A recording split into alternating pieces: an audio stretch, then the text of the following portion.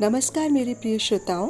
आज मैं आप सबको फिर लेखिका ममता कालिया जी द्वारा लिखित एक कहानी लड़के सुनाने जा रही हूँ। ये कहानी इस युग के उन जवान लड़कों की ओर इंगित करती है जिनके पास ऊर्जा तो बहुत है, किंतु वो ऊर्जा कहाँ खर्च करें वो उनको नहीं पता। तो आइए सुने कहानी लड़के। हालात इससे बदतर नहीं हो सकते थे, या शायद हो भी सकते थे। सबसे बड़ा संतोष ये था कि लोग अभी जिंदा थे।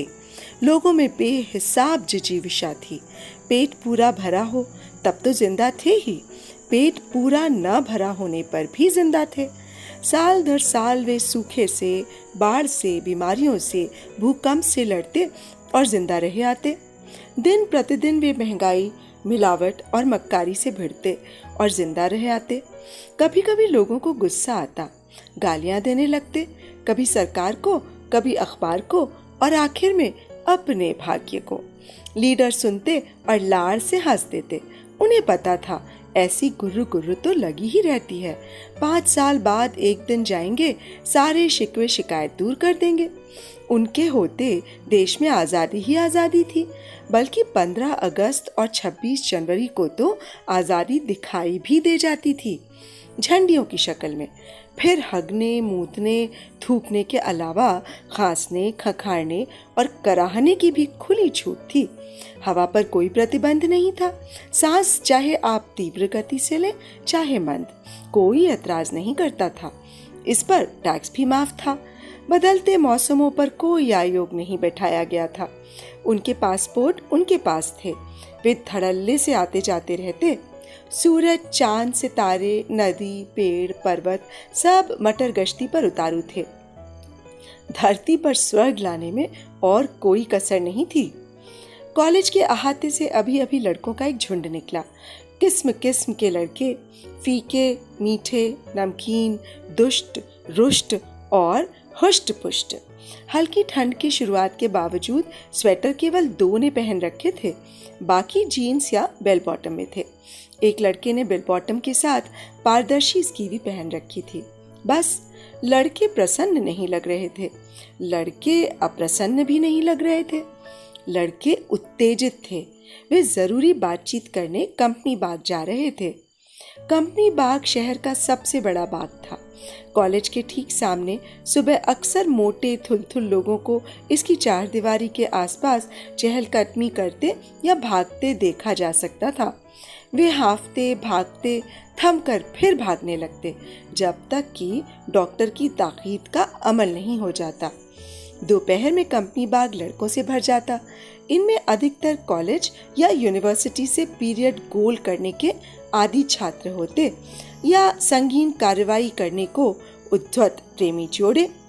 कहते हैं शाम को इस पार्क में केवल चोर, गुंडे और जेब कतरे घुमा करते थे, जैसे पारी बंधी हुई हो, कोई किसी का रास्ता नहीं काटता। जिस लड़के की कमीज पर सेलर लिखा था बोला, यार कुछ भी कहो, इस साल पढ़ाई में कुछ मजा नहीं आ रहा, साला सब बोर। चश्मे वाले लड़के ने कहा, इस साल लड़कियां भी तो काफी वाहियात आई हैं, एक से एक चश्मुद्दीन। 2-4 लड़के उसकी ओर कौतुक से हंसे। बाय गॉड, हम चश्मा लगाते हैं लेकिन देखना कतई गवारा नहीं करते, उसने बिना झेपे कहा। कुछ बताओ यार, कैसे कटेगी? एक ने लंबी सांस छोड़ी।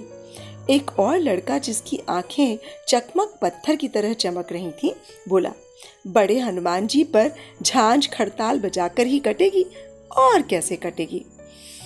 खड़ताल हड़ताल से क्या होता है जी? जिस लड़के की कमीज पर सेलर लिखा था बोला। ये मारा, हाँ हड़ताल से कुछ होगा। 2 लड़के एक साथ बोले। बाय गॉड, हड्डियां जाम हो गई हैं क्लास में बैठे बैठे। सबको ये एक दैवी संदेश लगा।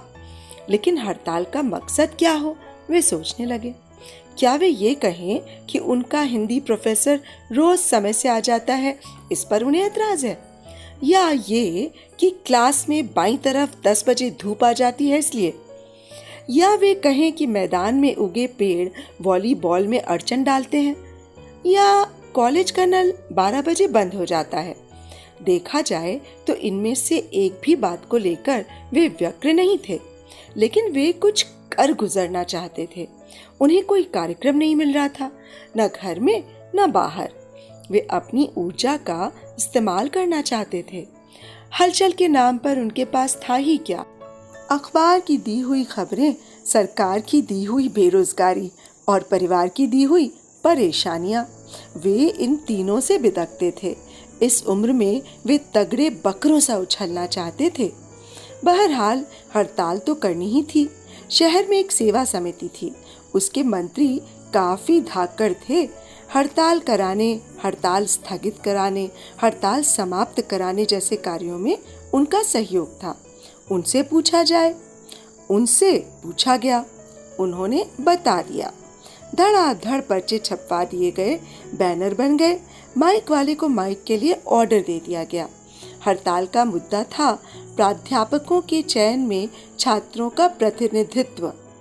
समिति के मंत्री ने तो ये सुझाव दिया कि हड़ताल और क्रमिक भूख हड़ताल समानांतर जारी रखी जाए, इससे तुरंत असर पड़ेगा।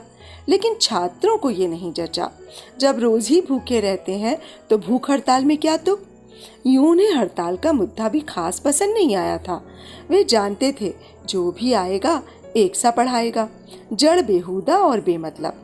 उस पढ़ाई का इससे कोई ताल्लुक नहीं होगा कि अर्जुन सिंह का बाप 9 अगस्त को रिटायर हो रहा है, कि सुनील वर्मा की 2 बहनें लगातार जवान हो रही हैं, कि अनूप कौशिक का बड़ा भाई अब तक 382 रुपये 70 पैसे महज नौकरियों के लिए आवेदन पत्र भेजने में तबाह कर चुका है। उस पढ़ाई का इससे भी कोई ताल्लुक नहीं होगा कि गेहूं दिनों दिन महंगा होता जा रहा है। बाजार से कभी कोयला गायब हो जाता है, कभी मिट्टी का तेल। शहर की सभी मुख्य सड़कें टूटी पड़ी हैं और चौराहों पर सरे आम जेब कट जाती है। लेकिन जब तक कुछ और करने को ना हो तब तक हड़ताल तो करनी ही थी। अपने हक का कोई इस्तेमाल। पढ़कर निकलने की जल्दी भी किसे थी? जो निकले थे वे भी रो रहे थे और जो नहीं निकले थे वो भी। फिलहाल पढ़ाई का एक तगड़ा बहाना था। अम्मा सुबह उठकर नाश्ता तैयार कर देती थी। पिताजी से किताब कॉपी के नाम पर नामा भी मिल जाता था। पढ़ चुके तो ये उम्मीद भी गोल। घर भर के लिए ये एक फक्र की बात थी कि लड़का कॉलेज जाता है। इस बात के आगे बाकी सारे बवाल और सवाल स्थगित हो जाते थे। तय हुआ कि बकायदा गंगा स्नान के बाद नारियल तोड़कर हड़ताल का श्री गणेश किया जाए। फूल मालाएं गले में डाल एक गुट कुलपति का घेराव करे और दूसरा कक्षाओं का बहिष्कार। शहर के हर कार्यकलाप में गंगा स्नान का बड़ा महत्वपूर्ण स्थान था। अगर शहर में नदी न होती तो शहर के लोग अपना दिन कैसे शुरू करते, कहना मुश्किल था। लोगों का कहना था कि जिसने जो चाहा गंगा माई ने बख्शा था, इसलिए सुबह अंगोछा डाले शहर नदी की ओर दौड़ पड़ता। इस कार्यक्रम में वे लोग तो थे ही जो पिछले 28 साल से निरंतर नहाते चले आ रहे थे। वे भी थे जो शौकिया नहाऊ थे। वे वृद्धाएं भी थीं, खांसी जुकाम निमोनिया से परे, हर साल जिनसे मृत्यु कुछ इस तरह खिसक जाती जैसे गंगा का किनारा। यहाँ तक कि शहर के कई मशहूर काला बाजारिये, मोटी तोंद वाले हलवाई, वेश्यागामी पंडे और चंद जेब कतरे भी अपना दिन गंगा स्नान से ही शुरू करते थे। लड़के यूं तो नहाने के खास शौकीन नहीं थे। कईयों को तो देख के लगता था कि इस दैनिक कर्म में उनकी कोई आस्था नहीं है, लेकिन वे भी गंगा की महिमा बचपन से सुनते चले आ रहे थे। फिर हड़ताल तो कायदे से ही होनी चाहिए। लिहाजा 19 लड़कों की टोली बन गई। जब वे घंटाघर से बांध के लिए रवाना हुए, मन काफी मस्त हो आया। पिछले दिन का आक्रोश सुबह की ठंडी हवा में ठंडा हो गया।